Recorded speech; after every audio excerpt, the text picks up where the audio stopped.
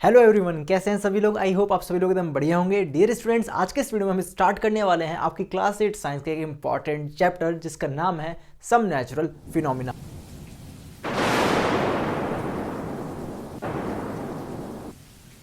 इस चैप्टर के बारे में कई बार मुझसे कमेंट्स में कहा जाता है कि सर आप ये वाला चैप्टर कराइए, तो हम आपकी डिमांड पर लेकर आ गए हैं some natural phenomena for your class 8 science. तो डियर स्टूडेंट्स, यहाँ पर इस चैप्टर को हम आज स्टार्ट करेंगे और हम आज इस वाले चैप्टर में इसका एक पार्ट कंप्लीट कर लेंगे। इसका सेकंड पार्ट आएगा नेक्स्ट वीडियो में। अब ऐसा मत सोचना कि सेकंड पार्ट में बहुत ज़्यादा टाइम लग जाएगा, इस वीडियो के अगले दिन ही नया वीडियो आपको मिल जाएगा। सो डियर स्टूडेंट्स, यहाँ पर सबसे पहले हम समझते हैं कि सम नेचुरल फिनोमिना, इसमें जो ये टर्म है नेचुरल फिनोमिना, ये नेचुरल फिनोमिना क्या चीज़ होती है, ठीक है, ये चीज़ हमें समझनी है। और देखो, मैं कहूँगा कि आप इस चैप्टर को अच्छी तरह पढ़ें, अपनी नोटबुक अपने साथ लेकर बैठ जाएं, इधर उधर के डिस्ट्रैक्शन को कट कर दें और बिल्कुल सीरियस होकर पढ़ाई करने के मूड बना लें।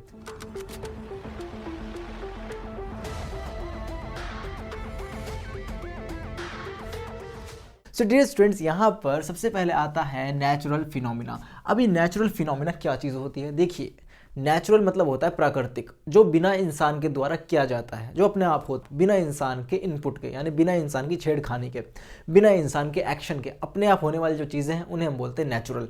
तो कुछ ऐसे फिनोमिना होते हैं जो बिना इंसान के इनपुट के, विदाउट ह्यूमन इनपुट होते हैं। The processes which occurs without humans input are known as natural phenomena. Natural phenomena के एग्जाम्पल आपको जैसे कि याद रखना है, थंडर स्टॉर्म हो गया, थंडर हो गया, स्टॉर्म हो गया, साइक्लोन हो गया, ठीक है, बहुत सारे हैं। जैसे इधर हम इस चैप्टर में पर्टिकुलरली पढ़ेंगे लाइटनिंग के बारे में, हम पढ़ेंगे अर्थक्वेक के बारे में। तो ये सभी नेचुरल फिनोमिना है, ठीक है। अब ये क्यों होते हैं और इनका क्या रीज़न है, ये क्या होते हैं, ये सब चीज़ें हमें समझनी है। आज के इस वीडियो में हम लाइटनिंग के बारे में समझेंगे कि जो आकाश में बिजली कड़कती है वो क्या चीज़ होती है, वो क्यों होती है, और जब बिजली कड़कती है तो हमें क्या क्या प्रिवेंटिव मेजर्स लेने पड़ते हैं अपने, यानी कि अपने आप को प्रोटेक्ट करने के लिए, अपने आप को बचाने के लिए हमें क्या क्या चीज़ें करनी चाहिए। तो बहुत इंपॉर्टेंट वीडियो होने वाला है और इसी वीडियो के एंड में हम लाइटनिंग से रिलेटेड कुछ क्वेश्चंस भी सॉल्व करेंगे। सो यहाँ पर आपको समझ आ गया कि नेचुरल फिनोमिना क्या होता है। ऐसे फिनोमिना जो इंसानों के बगैर अपने आप नेचुरली अकर होते हैं उन्हें बोलते हैं नेचुरल फिनोमिना। तो यहाँ पर देखिए, लाइटनिंग को पढ़ने से पहले सबसे पहले हम पढ़ने वाले लाइटनिंग के बारे में, बिजली के बारे में। लेकिन उस चीज़ को समझने से पहले डियर स्टूडेंट्स, यहाँ पर आपको चार्ज का कॉन्सेप्ट कंप्लीट समझ आ जाना चाहिए। कुछ बच्चे ऐसे हैं जो 7th क्लास में अच्छी तरह से पढ़ाई नहीं करके आए हैं, या फिर उनका फोकस नहीं बन पाया, या फिर वो अब नहीं पढ़ पाए हैं।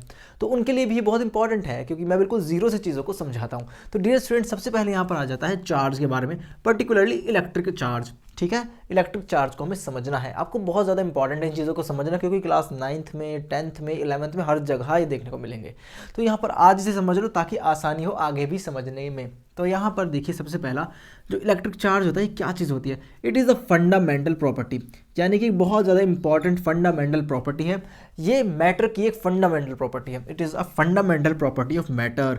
अब मैटर क्या होता है? आपके आसपास जितनी भी चीज़ें हैं, चाहे वो सॉलिड हो, लिक्विड हो या फिर गैस हो, वो सभी का सभी मैटर है। हर मैटर के अंदर पाई जाने वाली एक फंडामेंटल प्रॉपर्टी है जिसे हम बोलते हैं चार्ज। और चार्ज की वजह से क्या होता है बच्चों? चार्ज की वजह से चीज़ें आपस में अट्रैक्ट और रिपेल होती हैं। ये बात आपको पता होनी चाहिए। तो ये एक फंडामेंटल प्रॉपर्टी है मैटर की। जैसे आपने देखा होगा कि मास, वजन, मान लीजिए इस मार्कर का वजन है 50 ग्राम, इसका वजन है मान लीजिए 40 ग्राम, ठीक है। तो जैसे वज़न एक खास प्रॉपर्टी है हर मैटर की, मतलब जैसे कि आप सभी की क्या खास प्रॉपर्टी है? आप इंसान हो, आपका एक नाम है, आप एक जगह में रहते हो, तो ये आपकी फंडामेंटल प्रॉपर्टीज़ हैं डियर स्टूडेंट, समझ रहे हो, मतलब बेसिक चीज़ के ऊपर। उसी तरीके से चार्ज भी एक ऑब्जेक्ट का, फिर एक मैटर का खास प्रॉपर्टी होती है, ठीक है। मतलब उसके अंदर पाई जाने वाली एक खास प्रॉपर्टी जिसे हम बोलते हैं चार्ज। अब ज़्यादा डिटेल में नहीं जाएंगे क्योंकि क्लास 8th में आपको इतना ही समझना है। तो एक फंडामेंटल प्रॉपर्टी होती है मैटर की, यानी कि हर मैटर में पाई जाएगी ये चीज़। अब डियर स्टूडेंट्स, यहाँ पर देखिए, इलेक्ट्रिक चार्जेस जो होते हैं ये दो तरह के होते हैं। These are of two types, ये आपको पता होना चाहिए, positive charge and negative charge. ये तो आपको पता होना ही चाहिए कि इलेक्ट्रिक चार्जेस दो तरह के होते हैं, positive charge and negative charge, okay.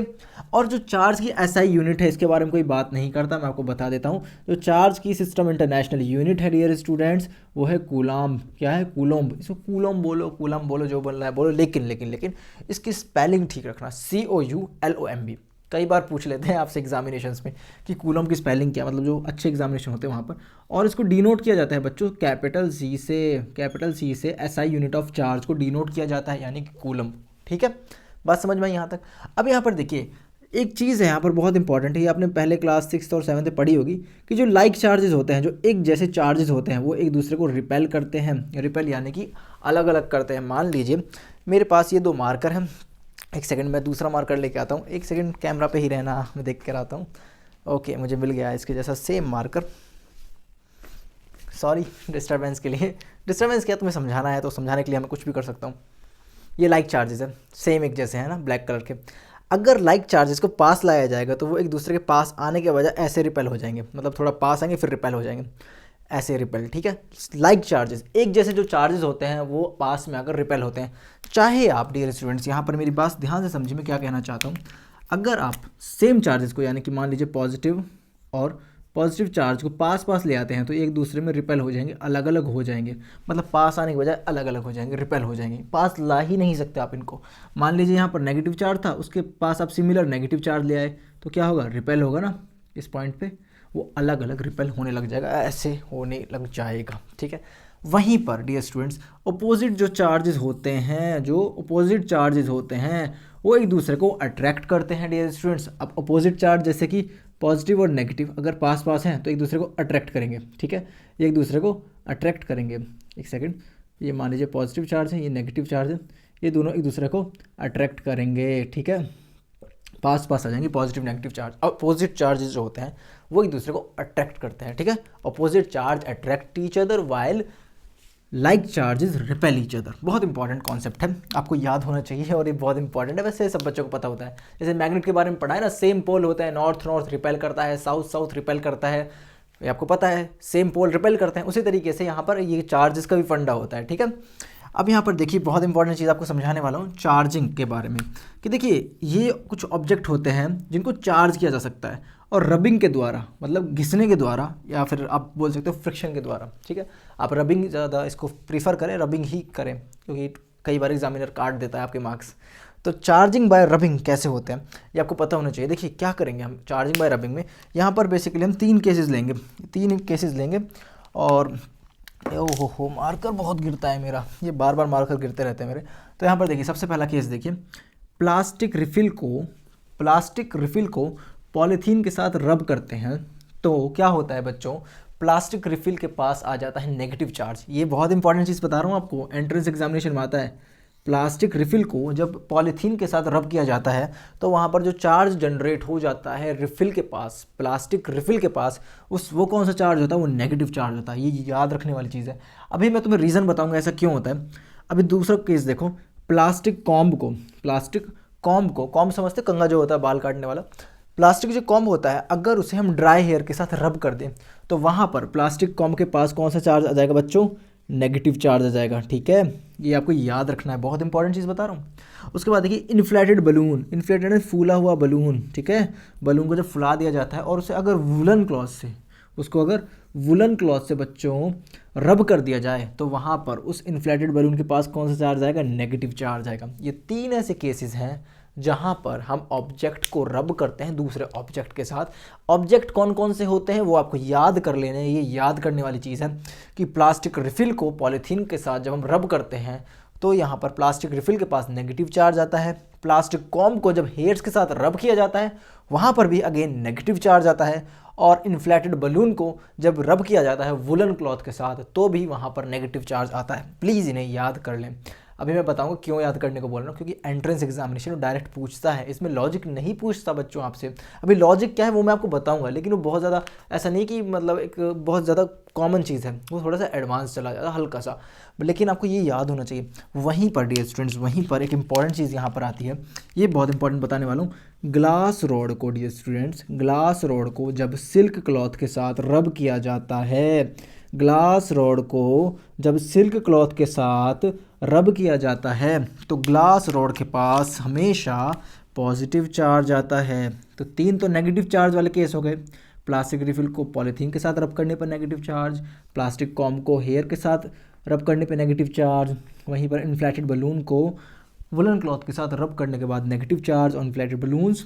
वहीं पर अब लास्ट वाला, ग्लास रॉड को जब सिल्क क्लॉथ से रब किया जाता है तो ग्लास रॉड के पास पॉजिटिव चार्ज आता है। ये मैंने इतना ध्यान देकर और इतना ज़ोर देकर आपको इसलिए समझाया ताकि इसे आप याद कर लें प्लीज़, ये बहुत इंपॉर्टेंट है। और डियर स्टूडेंट्स, यहाँ पर एक चीज़ इंपॉर्टेंट ये है कि इन सभी को रबिंग के द्वारा चार्जिंग से हमें क्या मिलते हैं, चार्ज्ड ऑब्जेक्ट मिलते हैं। क्या मिलते हैं? Charged objects, charged object. मेरी बात ध्यान सुनो, मैं क्या कहना चाहता हूँ, मैंने क्या क्या आपको समझाने की कोशिश की है। देखिए होता क्या है, मान लीजिए ये मेरे पास एक प्लास्टिक रिफ़िल है, ठीक है, प्लास्टिक रिफ़िल है। इसको जब मैं रब करता हूँ, पॉलीथीन के साथ, देखो अगर ये नॉर्मली, अगर मैं इसको ऐसे रखता हूँ, नॉर्मल है, बिल्कुल कुछ चार्ज नहीं है मान लीजिए इसके ऊपर, बिल्कुल नॉर्मल कंडीशन में, लेकिन जैसे मैंने इसको पॉलीथीन के साथ रब किया तो होगा क्या, इसके ऊपर नेगेटिव चार्ज आ जाएगा, ठीक है, इसके ऊपर नेगेटिव चार्ज आ जाएगा। तो ये हुआ क्यों है? क्योंकि जो पॉलीथीन के पास नेगेटिव चार्ज वाले छोटे छोटे पार्टिकल थे वो इसके ऊपर आकर चिपक गए हैं, ये इसका लॉजिक है, ठीक है। पॉलीथीन के पास जो नेगेटिव चार्ज पार्टिकल थे वो इसके ऊपर आकर चिपक गए हैं, एक तो लॉजिक ही हो गया इस वाले केस में। प्लास्टिक कॉम को जब ड्राई हेयर के साथ रब किया जाता है, प्लास्टिक कॉम को, मान लीजिए मेरे पास ये प्लास्टिक कॉम है, मान लो यही प्लास्टिक कॉम है, इसको जब मैं ड्राई हेयर पे रब करूँगा डियर स्टूडेंट्स, तो क्या होगा, जो हेयर है हमारे उधर का जो नेगेटिव चार्ज है वो इसके ऊपर आ जाएगा, ठीक है, उसका नेगेटिव चार्ज इसके ऊपर आ जाएगा, यानी कि चार्ज का ट्रांसफ़र होता है एक तरीके से, ठीक है, चार्ज का ट्रांसफ़र हो रहा है। तो यहाँ पर नेगेटिव चार्ज आ गया, किसके ऊपर आ गया, हमारे इस कॉम्ब के पास आ गया। थर्ड केस में हमने क्या कहा था, इन्फ्लेटेड बलून, मेरे पास ये बलून है, इसको अगर मैं वुलन क्लॉथ से रब करता हूँ तो वुलन क्लॉथ के पास जो छोटे छोटे नेगेटिव चार्जेस थे, छोटे छोटे, वो उस बलून की साइड पर आ जाते हैं जहाँ से हम उसे रब करते हैं। ये इंपॉर्टेंट चीज़ है बच्चों। वहीं पर ग्लास रॉड जो होता है, अगर उसे सिल्क क्लॉथ यानी रेशम का जो कपड़ा है उसके साथ रब किया जाता है तो ग्लास रॉड के पास पॉजिटिव चार्ज आता है। वहीं पर अगर हम ग्लास रॉड को रब करते हैं सिल्क क्लॉथ के साथ तो यहाँ पर क्या होता है, अगर हम देखो, एक तो हमने क्या करा, देखो इस चीज़ को ध्यान से समझो, एक ली हमने ग्लास रॉड और एक ले ली हमने डियर स्टूडेंट्स यहाँ पर मान लो प्लास्टिक रिफिल ले ली, प्लास्टिक, ध्यान समझना मैं क्या समझाना चाहता हूँ, रिफिल, प्लास्टिक रिफिल ले ली, ठीक है। अब देखो ग्लास रॉड को हमने रब कर दिया सिल्क क्लॉथ के साथ मैंने रब कर दिया ग्लास रॉड को, ठीक है। वहीं पर प्लास्टिक रिफिल को मैंने रब कर दिया पॉलीथीन के साथ मैंने इसको रब कर दिया। अब होगा क्या, देखो ये दोनों, क्योंकि ग्लास रॉड अब चार्ज हो चुकी है, प्लास्टिक रिफिल भी चार्ज हो चुकी है, तो जब इन दोनों को पास पास लाएंगे तो अट्रैक्ट कर जाएंगे, ठीक है, जब इन दोनों को पास पास लाएंगे तो अट्रैक्ट कर जाएंगे। और ये कैसे पता चला कि इसके ऊपर प्लास्टिक रिफिल के पास नेगेटिव चार्ज आता है, प्लास्टिक कॉम के पास नेगेटिव चार्ज आता है, ये एक्सपेरिमेंट्स के थ्रू पता चला है, वो हमें करने की ज़रूरत नहीं है। लेकिन ग्लास रॉड के पास पॉजिटिव चार्ज आता है, ये हमें कैसे पता चला, मतलब ग्लास रॉड के पास डिफरेंट चार्ज आएगा, ये हमें कैसे पता चला, हमने पहले उसको रब किया सिल्क क्लॉथ के साथ, फिर हमने उस ग्लास रॉड को उठा के यहाँ रख लिया, वहीं पर हमने इनमें से कोई 3 ऑब्जर्वेशन में से कोई एक उठा लिया, मान लीजिए प्लास्टिक रिफिल को उठा लिया, प्लास्टिक रिफिल को हमने पॉलीथीन के साथ रब किया, वो दोनों चार्ज हो गए, ग्लास रॉड और प्लास्टिक रिफिल चार्ज हो गए, पास में लाए तो अट्रैक्ट करने लग गए, तो यहाँ पर हमें पता चलता है कि ये जो अनलाइक चार्जेस का जनरेशन हुआ है, मतलब कि हम हमेशा समझ रहे थे कि जो प्लास्टिक रिफिल है वो जब सेम प्लास्टिक रिफिल को पास पास लाया जाएगा चार्ज करके, क्योंकि वो देखो प्लास्टिक रिफिल दोनों सेम चीज़ें हैं, तो लाइक चार्जेस क्या करेंगे, रिपेल करेंगे, ठीक है, मेरी बात समझ आ रही है। यहाँ पर हमने अलग ऑब्जेक्ट ले लिया, क्योंकि ग्लास रॉड का हमें पता है कि इसके ऊपर पॉजिटिव चार्ज आता है और इसका भी हमें पता है जो ये प्लास्टिक रिफिल है इसके ऊपर अलग चार्ज आता है, तो दोनों अट्रैक्ट करेंगे, जाहिर सी बात है, ठीक है। तो ये छोटी सी चीज़ आपको क्लियर हो गई होगी। फिर भी कोई डाउट है, देखो डाउट रह जाते हैं, मैं समझा रहा हूँ, मुझे पता है, मुझे लग रहा है कि मैंने समझा दिया, लेकिन शायद आपको समझ ना आए हो, तो मैं इसीलिए आपसे कहूँगा कि अगर कुछ डाउट है तो प्लीज़ कमेंट सेक्शन में अपना डाउट क्लियर करने के लिए मुझसे कह सकते हैं, सर ये वाली चीज़ हमें समझ नहीं आई, ठीक है, मैं वो क्लियर करने की कोशिश करूँगा। सो आई होप आपको ये समझ आया होगा। अभी तक हमने क्या क्या पढ़ा, हमने पढ़ा इलेक्ट्रिक चार्ज के बारे में। इलेक्ट्रिक चार्ज हम क्यों पढ़ रहे हैं इतना सारा, हम पढ़ रहे हैं लाइटनिंग वाले इफेक्ट को समझने के लिए।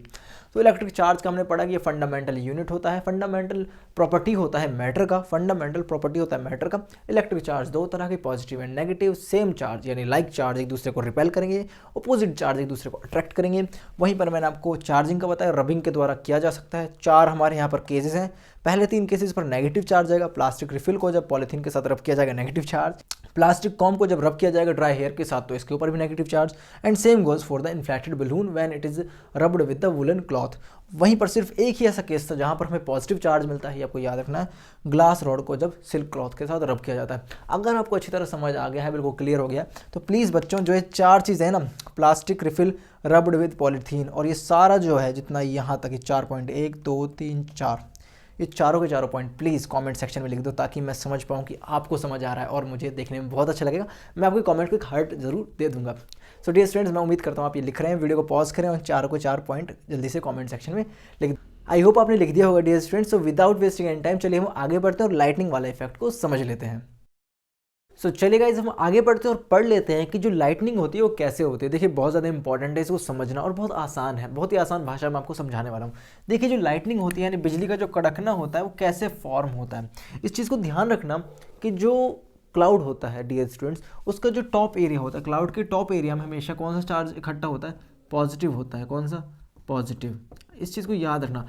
और क्लाउड का जो लोअर एरिया होता है वहाँ पर नेगेटिव चार्ज इकट्ठा होता है। कौन सा? Negative charge.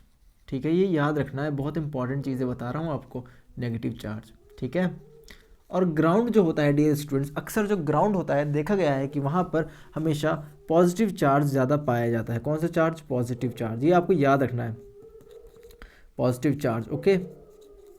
अब देखिए बहुत इंपॉर्टेंट चीज़ बता रहा हूँ कि लाइटनिंग कैसे होती है। देखो सबसे पहले इस चीज़ को समझिए, जो चार्जेस होते हैं डियर स्टूडेंट, जब वो आपस में टकराते हैं, जब अपोजिट चार्जेस आपस में टकराते हैं तो टकराने की वजह से वो एकदम से सडनली पीछे हो जाते हैं।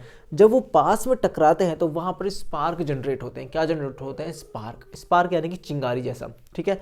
जब चार्जेस आपस में पास पास आते हैं, ये पॉजिटिव चार्ज है, ये नेगेटिव चार्ज है, जब पास पास आएंगे तो टकराने की वजह से एकदम से अलग अलग हो जाएंगे। तो डियर स्टूडेंट्स, इसे क्या बोलते हैं? यहाँ पर स्पार्क जनरेट होता है। क्या जनरेट होता है? स्पार्क। स्पार्क यानी कि चिंगारी जैसा कुछ। समझ रहे हो मैं क्या कहना चाहता हूँ? देखिए इस चीज़ को अच्छी तरह समझना कि कैसे होता है। देखो आपने देखा होगा जब हम 2 वायर्स को आपस में टच कराते हैं तो वहाँ पर स्पार्क जनरेट होता है, स्पार्किंग जिसे बोलते हैं, वो जनरेट होती है।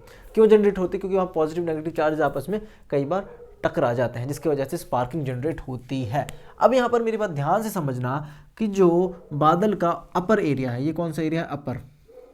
अपर एरिया है, और जो लोअर एरिया है यहाँ पर चार्जेस का सेपरेशन है। और यहाँ पर देखो अपर जो पार्ट है क्लाउड का वहाँ पर पॉजिटिव चार्ज है, जबकि जो क्लाउड का लोअर पार्ट है वहाँ पर नेगेटिव चार्ज है।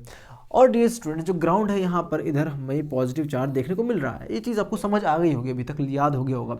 तो होगा क्या डियर स्टूडेंट, जो नेगेटिव चार्ज होता है और जो पॉजिटिव चार्ज होता है, जब ये आपस में बहुत जल्दी टकराते हैं, बहुत ज़्यादा अमाउंट में टकराते हैं तो लाइटनिंग प्रोड्यूस होती है।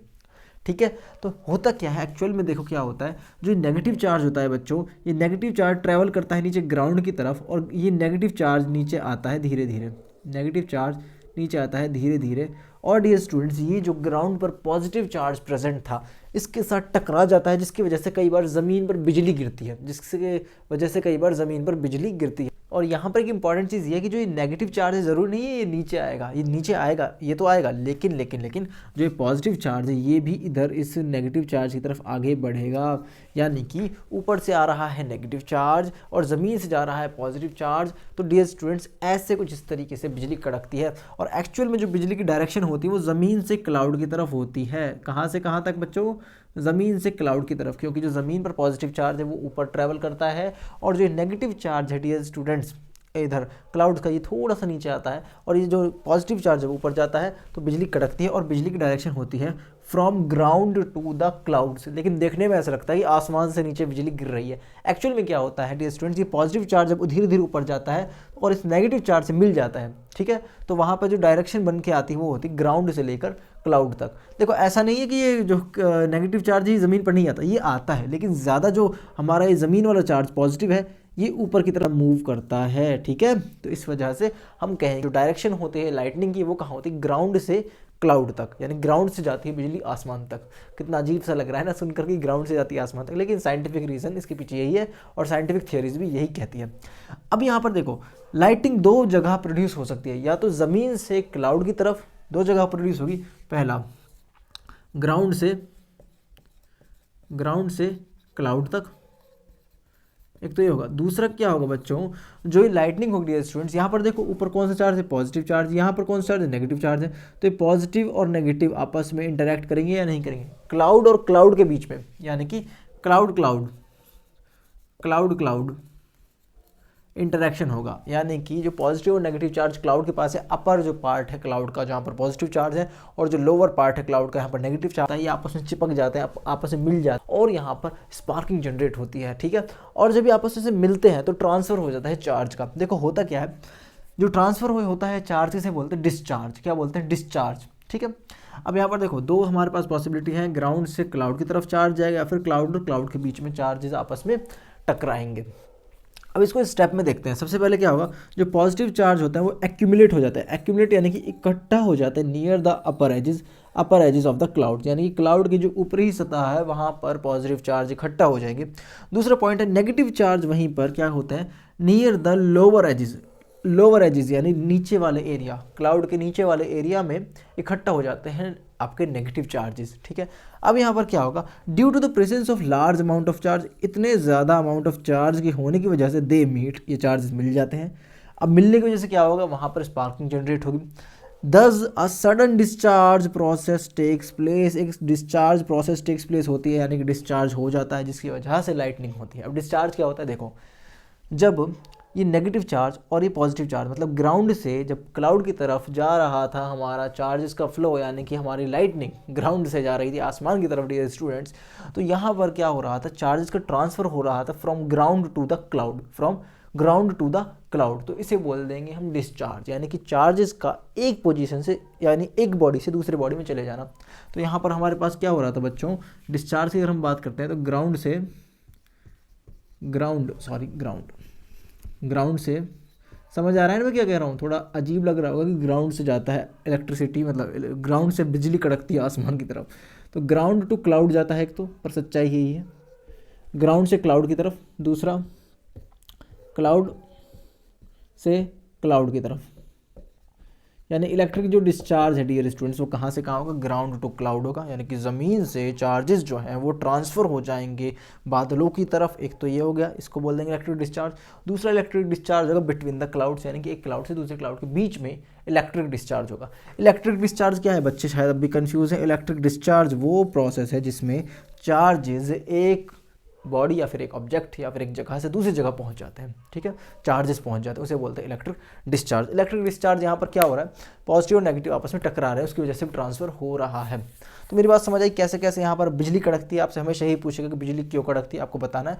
पॉजिटिव चार्ज जो है वो इकट्ठा हो जाता है अपर लेयर की तरफ, क्लाउड की अपर लेयर की तरफ, वहीं पर नेगेटिव चार्ज इकट्ठा हो जाते हैं क्लाउड की लोअर लेयर की तरफ। अब यहाँ पर इन दोनों के बीच में बहुत सारे चार्जेस इकट्ठा हो गए हैं, तो यहाँ पर ये आपस में इंटरेक्ट करेंगे और यहाँ पर क्लाउड और क्लाउड के बीच में बिजली कड़केगी। आपने देखा होगा आसमान में जो क्लाउड होता है उधर गड़गड़ की आवाज़ आती है, तो क्लाउड टू क्लाउड भी लाइटनिंग बनती है। वहीं पर जो ज़मीन पर हम कहते हैं कि लाइट गिरी है या फिर बिजली गिरी है, वो क्या होता है, पॉजिटिव चार्ज ज़मीन से, नेगेटिव चार्ज क्लाउड के लोअर एरिया से।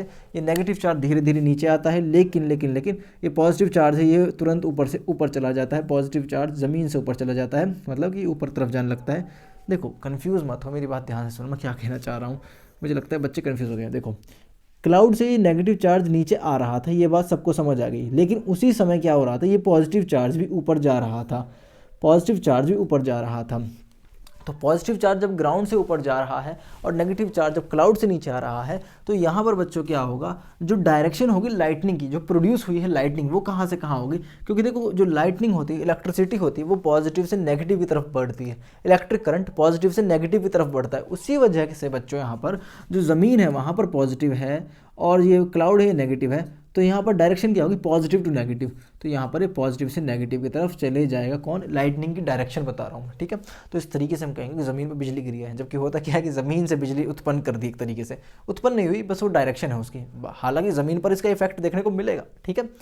तो आई होप आपको समझ आया होगा, मैंने आपको क्या लाइटनिंग के बारे में समझाया है कि लाइटनिंग कैसे प्रोड्यूस होती है। अगर गाइस आपको समझ आ गया प्लीज़ मुझे कमेंट में लिखिए यस सर हमें समझ आ गया, लेकिन कोई डाउट है तो मुझे प्लीज़ बताएं, सर हमें समझ नहीं आया, ये वाला डाउट है, प्लीज़ क्लियर कर दीजिए। मैं कमेंट में आपको बिल्कुल क्लियर करने की कोशिश करूँगा, क्योंकि मैं नहीं चाहता कि कोई बच्चा यहाँ पर ऐसा रहे जिसको समझ नहीं आया, ठीक है। ये यूट्यूब वीडियो है, आप इसको 2-3 बार प्ले कर सकते हो, ये फ्री आपका सोर्स है, एक तरीके से आप अपनी मर्जी से यहाँ पर बैठे हो, तो आपको समझ आना चाहिए। सो आई होप आपको समझ आ गया होगा। अब चलिए हम आगे बढ़ते हैं और पढ़ लेते हैं कि जो ये लाइटनिंग है इससे हमें क्या क्या नुकसान हो सकते हैं, कैसे हमें बचना है, क्या क्या प्रिवेंटिव मेजर्स हमें लेने हैं। उसके बाद इस वीडियो को हम खत्म कर देंगे। चलिए गाइस हम आगे बढ़ते हैं। सो चलेगा गाइस, हम आगे बढ़ते हैं और पढ़ लेते हैं कि जब कभी बहुत ज़्यादा बिजली कड़कती है उस समय हमें अपने आप को बचाने के लिए क्या क्या सेफ्टी मेजर्स लेने चाहिए। तो यहाँ पर सबसे पहले हमें लाइटनिंग सेफ्टी समझनी है स्टूडेंट्स, बहुत ज़्यादा इंपॉर्टेंट है। कई बार एग्जामिनेशन में पूछ लेता है इसके बारे में और ये 5 नंबर का क्वेश्चन बन के निकल के आता है, तो प्लीज़ इसे ध्यान से देखिए।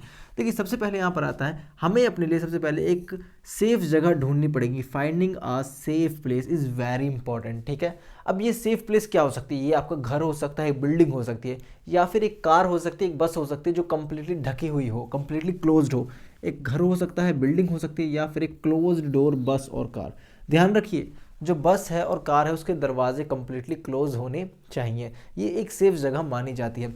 घर हो सकता है, बिल्डिंग हो सकती है, और कार और बस विद क्लोज्ड डोर्स। ओके, ये इंपॉर्टेंट है डियर स्टूडेंट्स। उसके बाद देखिए हमें क्या चीज़ें हैं जो करनी चाहिए, क्या चीज़ें हैं जो हमें नहीं करनी चाहिए घर से बाहर रहकर जब कभी बिजली कड़कती है, जब कभी लाइटनिंग होती है, ठीक है। सबसे पहले देखिए ओपन व्हीकल्स जितनी भी होती हैं, जैसे ट्रैक्टर हो गया, मोटरसाइकिल हो गई, और जो जीप वगैरह होते हैं जो उनकी छत खुली होती है, ओपन व्हीकल्स जो होती है डियर स्टूडेंट्स, वो सेफ़ नहीं होती, दीज आर नॉट सेफ़। उसके अलावा जो ओपन फील्ड होते हैं, खुले मैदान होते हैं, बड़े बड़े ट्रीज़ होते हैं, शेल्टर इन पार्क, पार्क में शेल्टर्स होते हैं ना, जैसे बारिश से बचने के लिए थोड़ा बहुत होता है जो वो, और उसके अलावा जो एलिवेटेड यानी ऊंचाई वाली जगह हैं डियर स्टूडेंट्स, जैसे पहाड़ वगैरह, वो सभी जगह सेफ़ नहीं होती। प्लीज़ ध्यान रखना, ये सेफ़ नहीं होती। खुले मैदान, बड़ा पेड़, शेल्टर इन पार्क और ऊंचे ऊंचे जो जगह होती है जैसे पहाड़ वगैरह, ये सेफ़ नहीं होती। उसके अलावा जो अम्ब्रेला होता है उसको कैरी करना भी ठीक नहीं होता, क्योंकि उसके ऊपर रॉड लगी हुई होती है, अम्ब्रेला के ऊपर एक मेटालिक रॉड लगी हुई होती है। ये कोई अच्छा आइडिया नहीं है कि आप मतलब अम्ब्रेला लेकर बाहर, मतलब बहुत ज़्यादा लाइटनिंग हो रही है, आप घूम रहे हो, सोच रहे बारिश मुझे लगेगी नहीं, पता चला बिजली आपके ऊपर गिर गई। खैर मजाक कर रहा था, नहीं गिरनी चाहिए बिजली, पर अच्छा नहीं रहता अम्ब्रेला कैरी करना इन लाइटनिंग। ओके, उसके अलावा ज़मीन पर लेटना भी नहीं चाहिए, मतलब ऐसे खाली एरिया पे लेटना भी नहीं चाहिए। तो हमें क्या करना चाहिए, हमें क्या करना चाहिए डियर स्टूडेंट्स, अगर कभी आप घर के बाहर हो और ऐसी कंडीशन बन जाती है आप घर से बहुत दूर हो और बिजली कड़क रही है और कुछ चारा नहीं बचा, कुछ भी नहीं बचा, तो आपको क्या करना चाहिए डियर स्टूडेंट्स, वहाँ पर आपको जो पोल्स होते हैं लोहे के उनसे दूर हो जाना चाहिए डियर स्टूडेंट्स। उसके अलावा मेटल ऑब्जेक्ट्स जो हैं उनसे दूर रहना चाहिए। इसके अलावा आपको क्या करना है, स्क्वाट करना है लो ऑन द ग्राउंड, यानी कि ज़मीन पर बैठ जाना है कुछ इस तरीके से जो आपकी नीज़ है वो बिल्कुल पास पास आ जाए। समझ रहे हो, आपको फोटो दिखा दूंगा समझ जाओगे। तो इस पोजीशन की वजह से क्या होगा डियर स्टूडेंट्स, आप बहुत छोटा टारगेट बन जाओगे बिजली के लिए, मतलब आपके ऊपर बिजली गिरने के चांसेस बहुत ज़्यादा कम हो जाएंगे। पर फिर भी मैं ये कहूँगा कि कई बार जब बिजली कड़कती है तो घर से बाहर ना निकला करें, अपने घर ही रहा करें, बहुत ज़्यादा सेफ रहता है घर पे रहना। ओके, उसके बाद यहाँ पर देखिए अगर आप घर में हैं तो घर में क्या करें। सर आपने कहा कि घर में तो हम सेफ़ हैं, लेकिन घर में क्या करें, बिजली कड़कती है, घर वालों को भी नुकसान हो सकता है, तो उस समय घर पर रहकर हमें क्या करना चाहिए। देखिए जितने भी वायर्ड फ़ोन्स होते हैं, आज के ज़माने में वायर्ड फ़ोन्स वैसे बहुत कम हो गए, जो वायर्ड टेलीफोन्स होते थे वो कम हो गए हैं खैर, लेकिन फिर भी जितने भी वायर्ड फ़ोन्स हैं इनसे दूर रहना चाहिए, इनको यूज़ नहीं करना चाहिए। बाथिंग यानी कि नहाना या फिर जो पानी होता है लगातार जो बह रहा होता है उससे दूर रहना चाहिए बरसात के मौसम में, मतलब जब बिजली कड़कती है। समझ रहे हो मेरी बात। उसके अलावा जो मेटल पाइप से घर पे लगे हुए उनसे दूर रहना चाहिए डियर स्टूडेंट्स। एंड इस सभी के सभी चीज़ों का आपको ख्याल रखना है, जो वायर्ड फ़ोन्स हैं, पानी है, रनिंग वाटर है, और जो मेटल पाइप से इनसे दूर रहना चाहिए। जो कि जितने भी कंप्यूटर वगैरह जो आपने प्लग लगाया हुआ है, प्लग वाली चीज़ें उनको निकाल दीजिए। ओके, उनका बटन ऑफ कर दीजिए। उसके अलावा you can use cordless phones, जो हमारे स्मार्टफोन होते हैं यूज़ कर सकते हो घर के अंदर, घर के बाहर यूज़ मत करना, ज़्यादा अच्छा नहीं रहता, ठीक है। घर के अंदर सेफली यूज़ कर सकते हैं, कोई दिक्कत नहीं होती। इलेक्ट्रिक जो लाइट्स होते हैं घर के अंदर, जो मतलब लाइट नॉर्मल लाइट होती हैं वो तो देखो यूज़ करेंगे ही, है ना, ऐसे नहीं लाइट बंद करके बैठ जाए, लाइट यूज़ कर सकते हैं, कोई दिक्कत नहीं है। अगर घर कंप्लीटली ढका हुआ है तो आप यूज़ कर सकते हैं, कोई प्रॉब्लम नहीं है। अब यहाँ पर आप आई होप आपको समझ आई होगी लाइटनिंग जितनी सेफ्टी थी, मैंने बताया कि लाइटनिंग में क्या क्या सेफ्टी होती है। घर से बाहर रहकर आपको क्या चीज़ें ध्यान रखनी है, घर के अंदर रहकर आपको क्या चीज़ें ध्यान में रखनी है, बहुत इंपॉर्टेंट है। उसके अलावा यहाँ पर एक कॉन्सेप्ट आता है लाइटनिंग कंडक्टर्स के बारे में, बहुत ज़्यादा इंपॉर्टेंट है, कई बार एग्जामिनेशन में पूछ लेता है लाइटनिंग कंडक्टर के बारे में, मतलब अच्छे एग्जामिनेशन में और एंट्रेंस एग्जामिनेशन में इसमें क्वेश्चन आ जाता है लाइटनिंग कंडक्टर के बारे में। देखिए लाइटनिंग कंडक्टर क्या होता है, देखिए जो हमारा घर होता है, बिल्डिंग होती है, उसके टॉप पर एक मेटालिक रॉड लगा दी जाती है और वो मेटालिक रॉड टॉप से होते हुए ज़मीन में चली जाती है बिल्कुल अंडरग्राउंड, और अंडरग्राउंड वहाँ पर एक कॉपर प्लेट को रख दिया जाता है उससे कनेक्ट रह के, ठीक है।